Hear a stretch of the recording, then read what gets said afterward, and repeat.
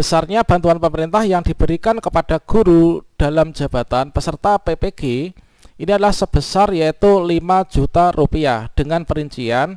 Setelah kita lulus seleksi administrasi, langkah berikutnya kita mengikuti seleksi akademik untuk berjuang supaya kita masuk dan bisa mengisi kuota yang ada, baik itu untuk TMT 2015 maupun TMT sampai 2019.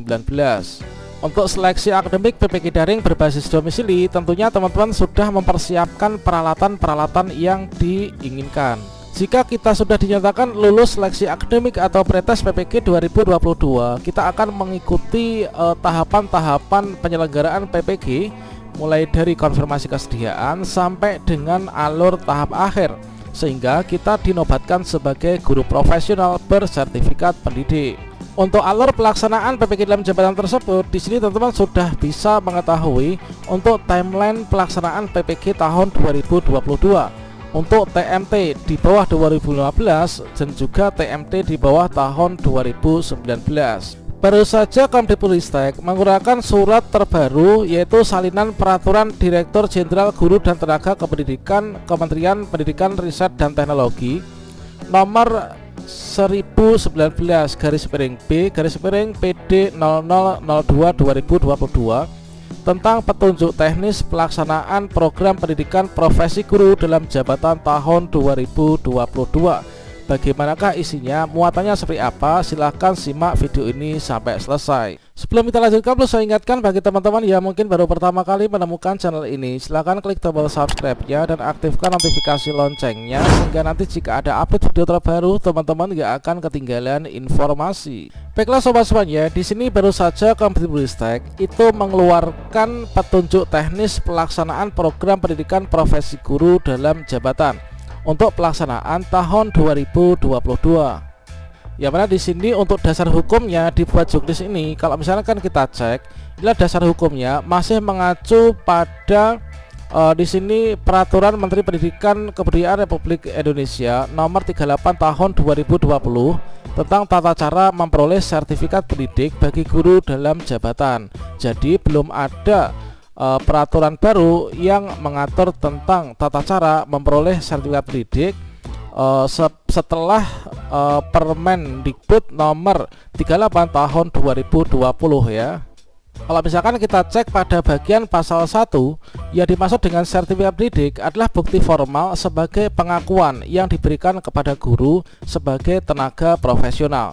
Selanjutnya di sini juga disebutkan guru dalam jabatan yang dimaksud, artinya guru yang berhak untuk ikut PPG dalam jabatan ini adalah guru aparatur sipil negara dan guru bukan ASN yang sudah mengajar ya pada satuan pendidikan, baik yang diselenggarakan oleh pemerintah pusat, pemerintah daerah maupun juga masyarakat. Namun untuk yang pemerintah daerah di sini terbatas untuk guru honor daerah. Termasuk juga di sini adalah untuk teman-teman yang masuk dalam kategori P3K ya. Nah, di sini adalah termasuk dalam bagian aparatur sipil negara. Ya benar, kalau misalkan kita cek pada bagian pasal yang kedua, petunjuk teknis PPG dalam jabatan 2022 ini sebagai acuan untuk Direktorat Jenderal, kemudian LPTK, Dinas Pendidikan, mahasiswa PPG dan juga instansi yang terkait. Cuplikan pada bagian pasal yang ketiga, ruang lingkup dari petunjuk teknis ini melingkupi dari pendahuluan, capaian pembelajaran, beban belajar, rekognisi pembelajaran lampau, pembelajaran dan juga ada penilaian. Juga ada pelaksanaan program PPG dalam jabatan serta ada pembiayaan teman-teman. Nah nanti kita akan cek terkait tentang pembiayaan. Nah nanti untuk kita itu menerima bantuan pemerintahnya itu berapa dan nanti distribusikannya itu kemana. Selanjutnya kalau misalkan kita cek pada bagian bab yang kedua untuk capaian pembelajaran.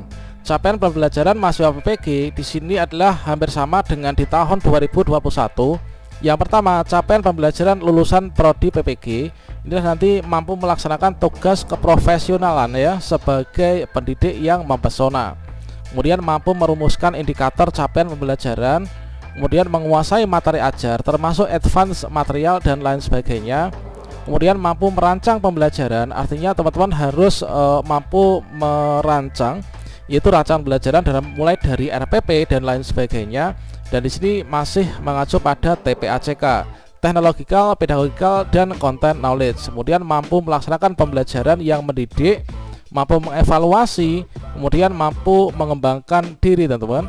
Berikutnya yang kedua, capaian pembelajaran bidang studi PPG. Nah, di sini adalah nanti akan saya bagikan untuk juknis ini kepada teman-teman sebagai bahan acuan. Berikutnya, untuk beban belajar yang akan kita laksanakan. Untuk beban belajar dalam PPG dalam jabatan tahun 2022, nah di sini nanti melingkupi ada 3 hal, teman-teman. Yang pertama, pendalaman materi, mulai dari analisis materi ajar berbasis masalah, literasi, dan juga HOTS ya. Kemudian pengembangan perangkat pembelajaran, ini desain pembelajaran yang inovatif, serta PPL, praktik pembelajaran inovatif.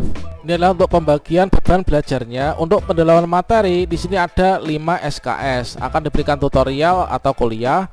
Kemudian untuk pengembangan perangkat pembelajaran, ini adalah untuk desain pembelajaran inovatif, ada 3 SKS, nanti seminar dan juga lokakarya. PPL ini ada 4 SKS, inilah nanti kita laksanakan di lapangan, sehingga untuk totalnya adalah ada 12 SKS. Selanjutnya untuk ekosistem penyelenggaraan PPG-nya, nah di sini adalah dimulai dari orientasi tentang guru masa depan. Kemudian teman-teman nanti melakukan pembelajaran mandiri ya, belajar mandiri. Self regulated learning ini nanti teman-teman ada tugas yaitu membuat LK1, LK belajar mandiri. Setelah itu nanti masuk ke pendalaman materi, yaitu analisis materi, pembelajaran berbasis masalah, literasi, dan HOTS ya, sebanyak 5 SKS. Kemudian nanti di sini desain pembelajaran inovatif, di sini berbasis problem dan juga project, teman-teman. Berikutnya praktik pembelajaran inovatif atau juga disebut dengan PPL ya, nanti mengacu untuk menggunakan model terbaru yaitu PBL dan juga PJBL. Totalnya ini adalah ada 4 SKS. Selanjutnya, jika semua rangkaian pembelajaran ini sudah selesai, maka kita jika lulus ya dalam tahap ini, berikutnya bisa mengikuti atau melakukan pendaftaran UKM PPG. Ini masih seperti tahun yang kemarin. Untuk UKM PPG ini terdiri dari UKIN dan juga UP. Untuk UKIN ini terdiri dari uji kinerja pada bagian UKIN portofolio dan juga UKIN pembelajaran. Kemudian untuk UP di sini kita untuk KKM-nya kalau di tahun kemarin ini adalah untuk yang UKIN ini adalah 70, yang UP ini juga 70. Kalau misalkan nilai kita kurang dari ini, maka kita belum lulus UKM PPG ya, dan harus menjadi retaker nantinya. Kalau misalkan kita lulus, berikutnya kita akan diberikan sertifikat pendidik dan kita akan disematkan yaitu gelar sebagai seorang guru profesional. Selanjutnya ini adalah untuk sebaran hari pada setiap siklusnya, teman-teman, dibagi menjadi 3 siklus ya. Selanjutnya untuk rincian jumlah bantuan pemerintah untuk masing-masing mahasiswa. Besarnya bantuan pemerintah yang diberikan kepada guru dalam jabatan peserta PPG ini adalah sebesar yaitu 5 juta rupiah, dengan perincian untuk biaya pendidikan itu adalah ada 4.100.000 rupiah. Kemudian untuk biaya uji kinerja atau UKIN UKM PPG ini adalah 600.000 rupiah. Dan untuk biaya UP UKM PPG ini adalah ada 300.000 rupiah. Biaya uji pengetahuan ini akan dikelola oleh LPTK yang ditunjuk ya, Direktorat PPG, untuk merencanakan dan mengkoordinasikan kegiatan.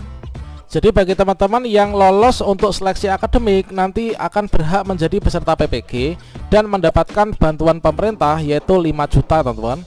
Namun uang 5 juta ini nanti akan dibayarkan oleh Kemdikbud kepada LPTK ya, untuk membiayai proses PPG kita, mulai dari pendidikan sampai nanti ke UP, teman-teman.